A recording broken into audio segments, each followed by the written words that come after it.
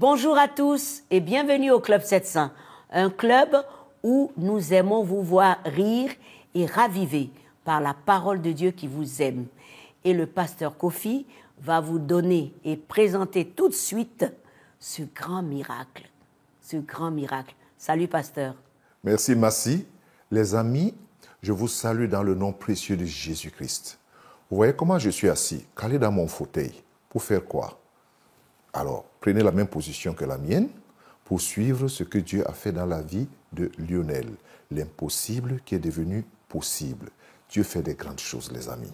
Il veut aussi le faire pour vous. Mais suivez l'histoire. Lionel André da Silva, chrétien et homme d'affaires ivoirien, a vécu un vrai miracle de Dieu. Écoutons-le. Monsieur da Silva Lionel, on parle de vous un peu partout à cause de ce que le Seigneur a fait dans votre vie. Quelque chose de glorieux. Comment cela s'est passé? Racontez-nous. Cela a commencé il y a de cela 3 ans. Une année où, à cause d'un regain d'activité, début 2019, j'étais très fatigué. Et cela va devenir récurrent au point d'attirer l'attention de mon épouse. Loin d'être de simples malaises, l'état de santé de Lionel da Silva commença sérieusement par inquiéter sa femme Caroline. On voit son état qui se dégrade au fur et à mesure. Il perd du poids. Il faisait de fortes fièvres. Il mouillait tous les draps. Toutes les nuits, c'était pareil. Alors là, j'ai dit, il faut que ça s'arrête. Il faut absolument qu'on aille à l'hôpital. Après une série d'analyses médicales, les médecins n'arrivèrent pas à détecter le mal dont souffrait Lionel. On ne savait plus à quel sein se vouer médicalement parlant. C'est comme ça que la maladie va aller grandissante. Je vais commencer à avoir des symptômes de sueur nocturne. Je vais commencer à avoir les extrémités de mes membres qui deviennent noires. Je vais commencer à avoir des difficultés à me déplacer. À l'occasion d'un coup de fil passé par ma sœur qui est en Europe, ma femme va commencer à égrener les symptômes qui étaient les miens. Et c'est comme ça que dans son environnement, il y avait un médecin qui entendait et à qui ça fait tilt. Et il a dit, mais les symptômes que vous égrenez, madame, me ramènent à quelque chose. Est-ce que je peux voir les relevés médicaux? Et c'est alors que ma femme lui a envoyé les photos par WhatsApp, je le signale. Et c'est sur les photos envoyées par WhatsApp que ce médecin va s'exclamer et demander à ce que je vienne sur le champ, je vienne en France pour des examens plus poussés. Parce que c'était très grave. Parce que c'était très grave. On l'a senti à sa voix, il a dit immédiatement, il fallait que je vienne le jour même. Évacué de toute urgence sur la France, Lionel et ses proches ne pouvaient s'imaginer qu'il était dans les couloirs de la mort. On me fait faire une biopsie et c'est la biopsie qui va confirmer le cancer. Après la biopsie, je fais un scanner et c'est lui qui va vraiment donner le diagnostic qui fait peur. Le niveau du cancer, je suis déjà au stade 4, c'est-à-dire au dernier stade. On me l'annonce comme ça et ma première pensée, c'est de me demander, Seigneur, est-ce ma fin? Est-ce que c'est fini? Est-ce que je vais revoir mon pays? Est-ce que je vais revoir ma femme? Vu l'étendue du mal, on me soumet immédiatement à des soins intensifs, Oui. à une chimiothérapie brutale et ardue. Les cellules cancéreuses s'étaient déjà généralisées dans mon corps. Oh. Ma moelle épinière était déjà dans un état critique. C'est dans cette foulée que je bascule dans l'inconscience. L'annonce du diagnostic vital de Lionel fut un véritable choc pour son épouse Caroline. Je ne savais pas que j'allais pouvoir m'en remettre. Il y avait une petite voix au fond de moi qui me disait que je n'allais plus revoir mon mari. Oh là là. Et j'avais vraiment peur. J'avais peur de le perdre. J'avais peur de ne plus le revoir. J'avais peur d'imaginer ma vie sans lui. Dans cette traversée périlleuse, Caroline da Silva, l'épouse de Lionel, tourna son regard vers Dieu. On priait ensemble, on ne lâchait pas prise. On savait que le Seigneur allait faire. Au moment où les médecins étaient perplexes à la guérison de Lionel, Dieu opéra un grand miracle. Une nuit, je me réveille brusquement dans le noir et c'est comme si la vie m'est revenue. J'ai dit, je vais essayer de me lever parce que ça faisait plusieurs jours que je n'arrivais pas à m'asseoir, parce que j'étais très affaibli. J'ai pu m'asseoir. Je me suis dit, bon, c'est trop beau, je vais essayer de me mettre debout. C'est vrai que j'avais des tuyaux un peu partout. Je n'ai pas pu aller loin du lit d'hôpital. Je me suis juste tenu debout. Et c'est là que j'ai réalisé que le miracle du Seigneur venait de s'opérer. Et je me suis assis et j'ai commencé à louer le Seigneur. Wow. J'ai commencé à lui dire merci. Et je prends un téléphone, il y avait un téléphone sur ma table d'hôpital, je lance le dernier appel, je tombe sur un ami et il était 3 heures du matin à Abidjan et il était fou de joie. J'ai ensuite appelé mon épouse que j'ai trouvée en train de prier, il était 4 heures du matin. Elle était étonnée, je lui ai dit, chérie, c'est moi, le Seigneur est vivant, je suis revenu. Et avec cette force avec laquelle je vous parle aujourd'hui, et au petit matin, le personnel, on va s'étonner un peu de mon état de santé qui a reviré de but en blanc. Et c'est comme ça que je vais être amené à faire un second scanner qui va être significativement extraordinaire. Toutes les cellules cancéreuses ont disparu. Alléluia. J'étais accompagné de mon beau-frère qui est médecin. Lorsqu'il a vu les relevés, il a explosé de joie en plein hôpital. Toutes les cellules cancéreuses. C'est-à-dire que d'un stade 4, je suis passé à un stade, je peux dire 0. Toutes les cellules ont disparu. Et vous êtes rentré chez vous. Je suis rentré chez moi dans la louange et l'allégresse, pouvoir resserrer mon épouse dans mes bras et lui dire que je l'aime. Ça a été grandiose. Aujourd'hui, Lionel da Silva est complètement guéri et témoigne partout sa reconnaissance à Dieu. J'ai un verset qui me vient en tête, c'est Jean 5 au verset 21, où le Seigneur dit « Comme le Père ressuscite les morts et donne la vie, ainsi le Fils donne la vie à qui il veut. » Et je veux dire merci au Seigneur, il est vraiment le Dieu de l'impossible. Il est vraiment celui qui n'abandonne jamais. Lorsque tout abandonne, le Seigneur Jésus est fidèle. Il n'y a que Jésus-Christ seul qui pouvait faire cela. Il n'y a que le Seigneur Jésus seul, car le prix avait déjà été payé pour la guérison, non seulement de Lionel, mais pour la vôtre. Là où tu es assis en ce moment, ayant vu comment Dieu a opéré ce miracle dans la vie de Lionel, reçois ta part de guérison maintenant même. Au nom du Seigneur Jésus-Christ, je prie pour tous ceux qui sont malades, qui suivent cette émission, qui suivent ce témoignage. Dieu, tu n'as pas changé. Tu es le même hier, aujourd'hui, éternellement. Tu guéris à distance comme tu guéris de près. Seigneur, étends ta main. Étends ta main. Ceux qui sont dans les hôpitaux, ceux qui sont alités dans la maison, qui sont en face de cet écran, au nom puissant du Seigneur Jésus-Christ, que le sang de Jésus vous guérisse et qu'il vous relève de votre maladie. Béni soit ton Saint-Nom, Seigneur. Amen et Amen. J'étais poussé à prier pour vous, mais ne nous quittez pas. À tout de suite.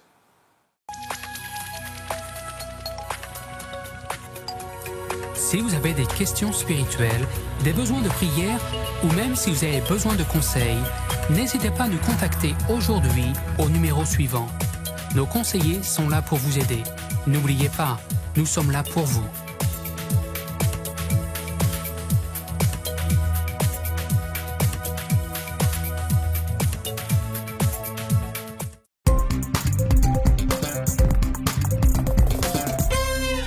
Bienvenue à cette grande émission. Ah, Dieu est bon. Dans ce deuxième témoignage, c'est Sam qui luttait entre la vie et la mort dans un coma profond à cause d'une crise cardiaque. Il n'y avait presque plus rien, plus d'espoir pour lui. Regardez. C'était un doux matin d'été en Oklahoma. L'équipe de football universitaire de Deer Creek suivait sa routine d'entraînement lorsque le numéro 71 quitta soudainement le terrain pour se diriger vers les vestiaires. Il n'avait pas l'air bien et il a commencé à avoir une crise dans les vestiaires. Le joueur était son fils de 18 ans, Sam. J'étais juste perdu. Je ne savais pas quoi faire. Avec de l'aide, Lance fit monter Sam dans son pick-up et partit vers l'hôpital. Sa femme Dusty arriva à temps pour voir leur fils. J'ai vu ce qu'aucune mère ne veut voir chez son enfant. Une raideur. Ses yeux étaient révulsés et il ne cessait de gémir. Sam fut admis avec une température de 41 degrés Celsius et les médecins commencèrent à le traiter pour un coup de chaleur, pensant qu'il allait bientôt se rétablir. Mais ensuite, ses organes se mirent à défaillir. Quand ils sortent et vous disent « Hé, on doit tout faire pour que Sam tienne ces prochaines 24 heures. » Excusez-moi, est-ce que j'ai bien compris? On ne pouvait pas le croire. C'était vraiment effrayant. Son activité cérébrale n'était pas bonne. Et il s'ensuivit une défaillance des reins, des poumons, du foie. Vraiment, on était perdus, on ne savait pas quoi faire. Les Tignors firent savoir à leur communauté que Sam avait des problèmes et que lui et sa famille avaient besoin d'aide. Nous l'avons donné à Dieu, je veux dire, toute cette situation. Cela nous a aidés à réaliser que nous pouvions être en paix. Tout irait bien parce que maintenant, Dieu s'en occupait. Les choses ne dépendaient plus uniquement de notre ressort. Sam survécut à cette journée, mais il se trouvait maintenant aux soins intensifs, dans le coma et sous respirateur. On l'évaluait pour une transplantation du foie. Je ne pouvais pas voir ses yeux, ses beaux yeux bruns. Et c'était dur, très dur. Je voulais voir ses yeux. Peu importait si je ne le récupérais pas entier. Bien sûr, ce serait mieux, mais si Dieu devait juste me le rendre, vous savez, incapable de parler ou autre, j'allais le reprendre et l'aimer quand même. Fais ce que tu veux, Seigneur. Nous serons en paix. Dans le feu de l'action, c'est que nous pouvions perdre notre fils. Mon beau-père savait que Sam était plutôt du genre phlegmatique. Alors il a serré les dents et a dit « Bats-toi, Sam, bats-toi, bats-toi ». Dans les jours qui suivirent, « Bats-toi, Sam » devint un cri de ralliement pour toute la communauté. Pourtant, la famille savait que leur fils ne pouvait pas gagner le combat tout seul. Elle s'accrocha à l'Exode 14:14. Le Seigneur lui-même se battra pour toi. Mais alors qu'il regardait au passé et se tournait vers un avenir incertain, chaque jour était une bataille pour trouver la paix. J'avais besoin d'un endroit où aller, où je pouvais être seule avec Dieu. Mais j'avais aussi besoin d'être proche de Sam. Alors je suis allée dans la chambre de Sam et... Vous savez, nous avions tout laissé tel quel. J'ai juste invoqué le nom de Jésus, probablement 4 ou 5 fois. Mon Dieu, je sais que tu es à l'œuvre, mais je ne sais pas quoi dire. Et je ne sais pas comment le dire. J'ai juste besoin de toi en ce moment. Pendant 2 semaines, la communauté s'unit dans la prière, tandis que l'état de Sam restait incertain. Et malgré plusieurs tentatives, les médecins ne purent pas le sortir du coma. Je pensais vraiment qu'il allait passer en mort cérébrale, qu'il allait vivre, mais sans jamais être réactif. C'est ça qui m'affectait vraiment. J'avais tellement peur. Finalement, les médecins purent débrancher Sam du respirateur. 2 jours plus tard, il se réveilla. Tu peux serrer? Serre, Sam. Très bien, mon chéri. Voir ses yeux, c'était comme... Il est là. Même s'il ne pouvait rien dire avec sa bouche, il disait 1 million de choses avec ses yeux. Nous pensions qu'une fois que nous verrions ses yeux bruns et qu'il commencerait à serrer, il nous reviendrait. Mais ce n'était pas le cas. Il me fallut un peu plus de temps pour réaliser que tout irait bien au niveau du cerveau. Je me suis réveillé et je me suis dit, quel rêve bizarre. Tiens, ce n'est pas ma chambre. Et je n'ai réalisé que bien plus tard ce jour-là, ou le jour suivant, que j'avais été dans le coma pendant environ 2 semaines. Sam put finalement sortir des soins intensifs, suivi d'une revalidation et se rétablit complètement. D'une certaine manière, son état s'est même amélioré. Avant, mes priorités n'étaient pas bonnes. Il y avait le football, le travail, la famille. Il fallait que ce soit les 3 F. Foi, famille, football. Bien que Sam ait dû renoncer à sa dernière année de football, ses coéquipiers l'élurent capitaine. Et les soirs de match, il était sur la ligne de touche pour encourager son équipe. Sam, qui est maintenant à l'université, et sa famille disent que son histoire n'a pas seulement renforcé leur foi dans la prière, mais aussi celle de beaucoup d'autres. Quand tout semble sombre, et que vous n'avez personne à qui parler, la prière apporte une lumière. Dieu s'est servi de Sam. Il a utilisé son corps et il a fait appel à notre famille pour changer d'autres personnes par la prière. C'est notre histoire. Ce n'est pas juste l'histoire de Sam, c'est l'histoire de Dieu qui a utilisé Sam pour changer la vie des gens. La prière est ce qui nous a permis de tout traverser. Et ce que nous avons traversé avec Sam, je ne peux pas imaginer le faire sans la prière. Encore la puissance de la parole de Dieu dans la prière, la persévérance. Les parents n'ont pas baissé les bras.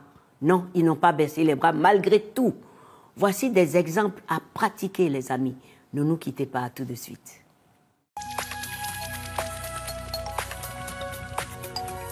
Si vous avez des questions spirituelles, des besoins de prière ou même si vous avez besoin de conseils, n'hésitez pas à nous contacter aujourd'hui au numéro suivant. Nos conseillers sont là pour vous aider. N'oubliez pas, nous sommes là pour vous.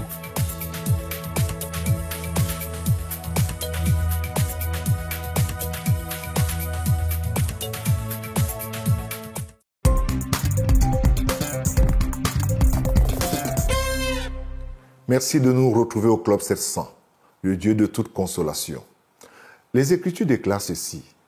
Béni soit le Dieu et Père de notre Seigneur Jésus-Christ, le Père des miséricordes et le Dieu des consolations, ou encore de toute consolation, qui nous console à l'égard de notre affliction, afin que nous soyons capables de consoler ceux qui sont dans quelque affliction que ce soit. Ceci est écrit dans l'épître de 2 Corinthiens, au chapitre 1, verset 4. Vous savez, les amis, nous recevons de Dieu la consolation afin d'être rassurés et affermis dans notre marche de chaque jour. Pourquoi?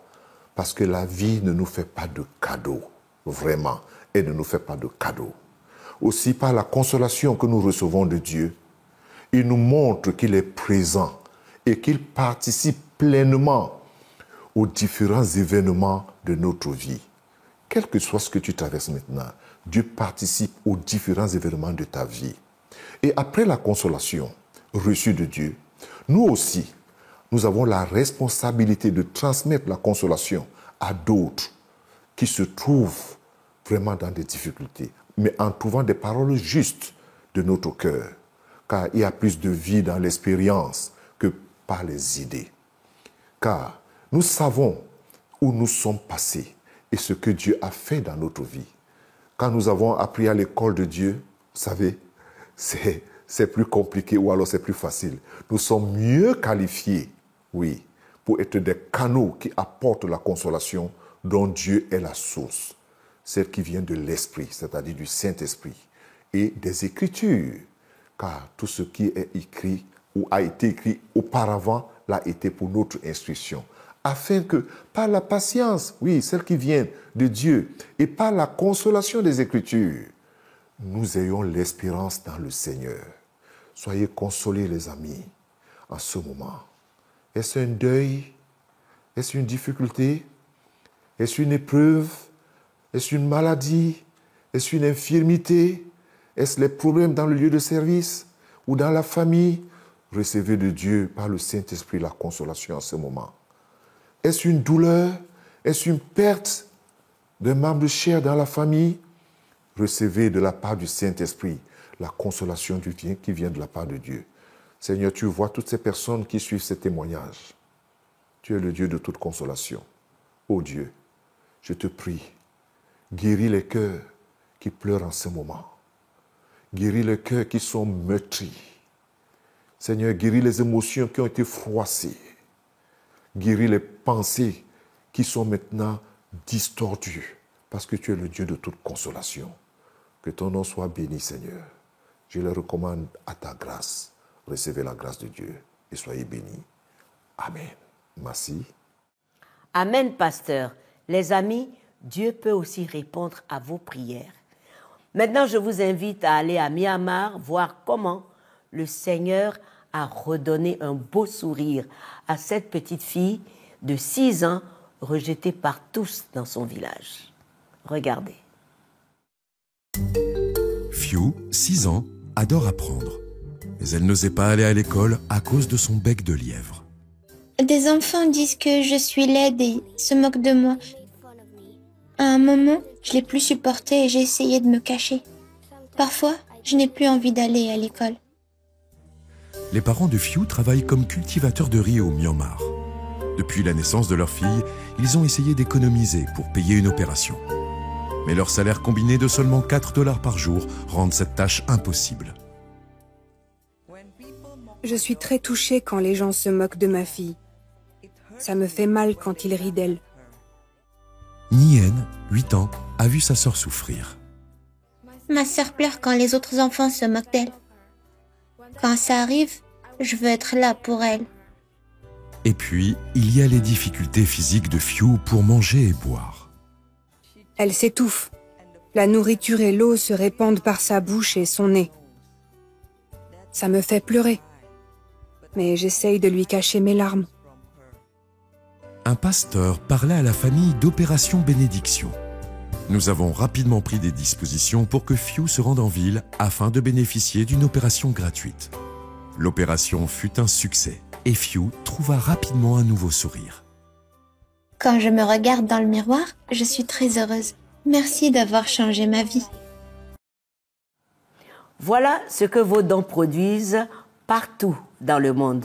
Dieu les utilise à travers Obi ou Opi et je vous promets, vous verrez encore d'autres exemples dans plusieurs pays d'Afrique. Vraiment, que le Seigneur bénisse l'œuvre de vos mains. Pour tous vos dons, pour tout ce que vous faites. Ok, vous êtes impatients, retrouvons le pasteur Kofi pour répondre à vos questions. Et je suis sûre qu'il est prêt, n'est-ce pas, pasteur? Allons à la première question. Bonjour, j'ai une question. Y a-t-il une différence entre le baptême de Matthieu 28, 19 et celui des Actes des Apôtres 2, 38? Merci Massi, merci aux téléspectateurs et ceux qui veulent écouter cette réponse. Je sais qu'il y a toujours des sujets très théologiques et de discussion entre les deux. Le baptême de Matthieu 28 où il est écrit allez par tout le monde, baptiser au nom du Père, du Fils et du Saint-Esprit. Et puis dans Actes où il est écrit, ils ont été baptisés au nom de Jésus. Pierre dit ici au nom de Jésus. Il y a même toute une doctrine que les gens donnent là-dessus. Mais vous savez, celui qui a parlé dans Matthieu, c'est qui? C'est Jésus. Alors, même s'il y a quelque chose qui ne tient pas là-dedans, qui a plus d'autorité? C'est Jésus. Alors, si Pierre revient dans Actes et dit que soyez baptisés au nom de Jésus, il n'y a pas d'erreur, il n'y a pas de différence. Au nom du Père, du Fils et du Saint-Esprit et au nom de Jésus, c'est la même personne. Il y a un Dieu en 3 personnes, mais c'est le même Dieu. Donc c'est ça. Il ne faut pas faire des polémiques dans ces histoires-là. Jésus est Dieu, autant que le Saint-Esprit, autant que Dieu le Père. C'est tout. Donc ne tirons pas là-dessus. C'est très important, les amis. Donc il n'y a pas de différence là-dessus. Et n'en faites pas une doctrine. Voilà. Bonjour, pasteur. J'ai une question. Bien sûr qu'il a une question. Comment je peux réagir en étant sur les réseaux sociaux ou sur Internet si je tombe sur une publication ou un commentaire qui insulte Dieu ou Jésus-Christ? Merci et bonjour également. Déjà, les réseaux sociaux, c'est devenu aujourd'hui un grand piège pour beaucoup de personnes. On finit par être accro. Je ne conseille pas, je ne dis pas de ne pas regarder, de ne pas aller dans les réseaux sociaux, mais il y a plus de risques d'y être tout le temps parce qu'on peut être empoisonné par n'importe quoi. Et puis de l'autre côté, défendre Jésus. Si vous avez de l'énergie, de la force pour le faire, faites-le. Mais je sais déjà dans les Écritures, le Seigneur nous a prévenu qu'il sera traité de tous les noms. Il sera traité de tous les noms. Nulle part, il ne nous a pas dit de lui défendre. Jésus se défend seul. C'est un nom puissant. Insultez ce nom comme vous voulez. Mais c'est un nom puissant. Le nom de Jésus est puissant pour se défendre seul. Ceux qui pensent qu'ils ont assez de courage et d'audace pour insulter Jésus dans les réseaux sociaux, pour se moquer de lui, nous étions prévenus. Je pense que quand nous lisons dans les Écritures, nous voyons que le Seigneur nous a prévenus. On parlera, on dira toutes sortes de choses lui concernant. Cela a été dit, donc ce n'est pas étrange, ce n'est même pas nouveau aujourd'hui, parce que nous avons été avertis de cela. Maintenant, entrer dans des polémiques ou dans des guerres pour répondre aux gens, qui va te suivre? Plus tu essaies de défendre Jésus, plus tu vas toujours trouver les gens qui vont toujours avoir de quoi dire contre lui. Mais ça ne change rien dans le Seigneur, absolument rien. La gloire de Jésus n'est pas atteinte par n'importe quel instrument. Rien ne touche sa gloire. Il est saint, c'est tout. Question 3. Comment je peux faire pour ne pas céder aux relations sexuelles avant le mariage? Oui, bonjour. Oui, c'est ça. Je sais que c'est délicat, c'est sensible aujourd'hui dans notre génération où on a le regard des autres sur soi, on se sent peut-être raillé, on se moque de toi. Que tu sois un garçon ou une fille, il y a des questions. Pourquoi il n'a pas des copains, des copines?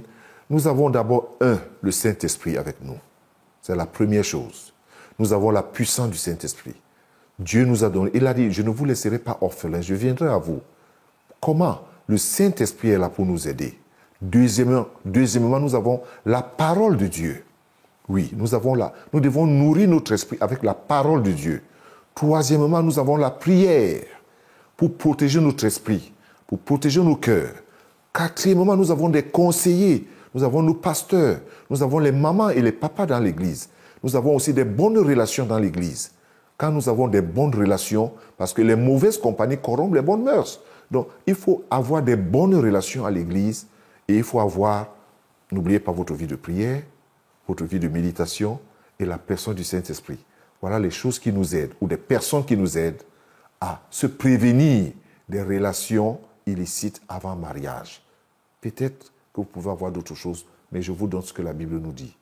Et en plus, le Seigneur vous garde. Et il vous garde vraiment. Merci. Voilà pour aujourd'hui et merci pour vos lettres et questions. Je vous encourage, vous et vos enfants, à regarder Superbook sur YouTube et vous encourage encore à lire la parole de Dieu tous les jours pour vous édifier, pour vous bénir. Les amis, c'est capital. Faites-le et demeurez en Christ toujours. À bientôt.